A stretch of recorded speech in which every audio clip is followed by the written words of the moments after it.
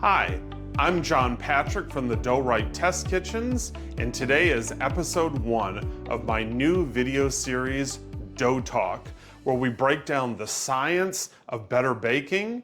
We share with you the best practices and techniques for optimizing your results, and most importantly, we answer all of your questions about dough. Whether you're a home baker or a dough nerd like me, this video series is right for you. So today we're going to start at the beginning, the foundations. What is enriched dough? And we're also going to answer 2 viewer questions about rapid rise yeast and melting your butter.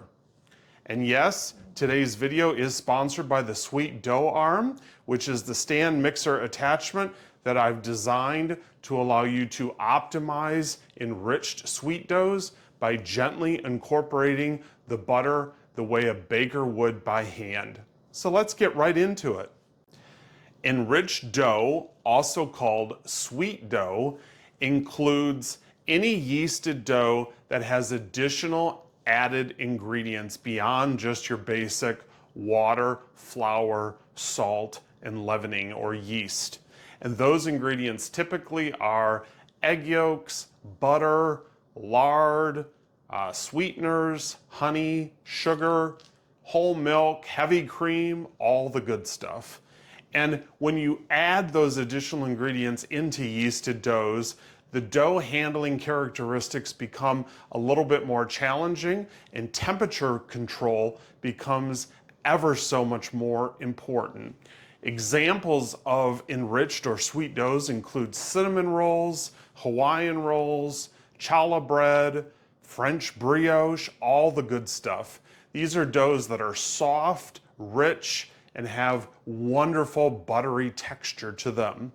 And enriched sweet doughs knead slower, they develop their gluten more gradually, they rise and proof slower, they bake at lower temperatures in the oven because they brown faster and can burn more easily. They're more sensitive to temperature changes when preparing the dough, which will become critically important when we get into best practices. And lastly, they're harder on your mixer. Your mixer capacity is going to be reduced a bit when you switch over to enriched doughs because the sugar and the butter and all the added fats and heavy cream weighs down the dough and makes it a little bit more challenging for your mixer to work the product. So now that we know what enriched sweet doughs are, let's move on to viewer questions. Our first viewer question, a viewer would like to know why use active dry yeast if rapid rise is faster? That's a great question. There's 3 main reasons why you use active dry yeast in enriched doughs. 1, your yeast is past the expiration date and you want to check its viability prior to putting it into your recipe. Just proof it in warm liquid and make sure that it's working prior to use. 2, you have an old heirloom or family recipe that was perfected prior to the introduction of instant yeast, and you want to make it the way that grandma always did. Keep on using active yeast for those old, proven, and time-tested recipes.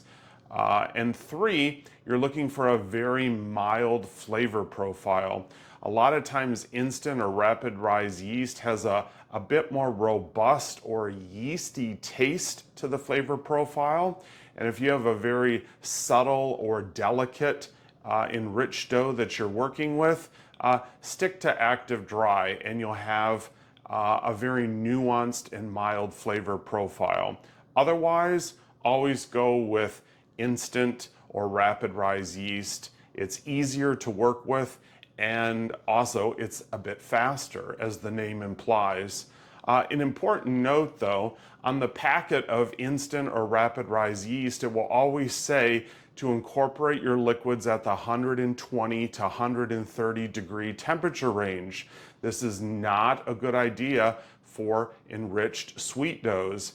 As we learned earlier, heat is the enemy with respect to butter incorporation and enriched sweet doughs. So whether you're using active dry yeast or instant or rapid rise yeast, always incorporate it into your enriched doughs at room temperature to give you, the baker, control over the butter incorporation and to obtain the very best results. We have another viewer question, this one from Jennifer. Jennifer asks, why when I use melted butter in my sweet doughs is the final product so dry, hard, dense, crusty, etc.? Well, that's a great question, Jennifer, and here's the reason.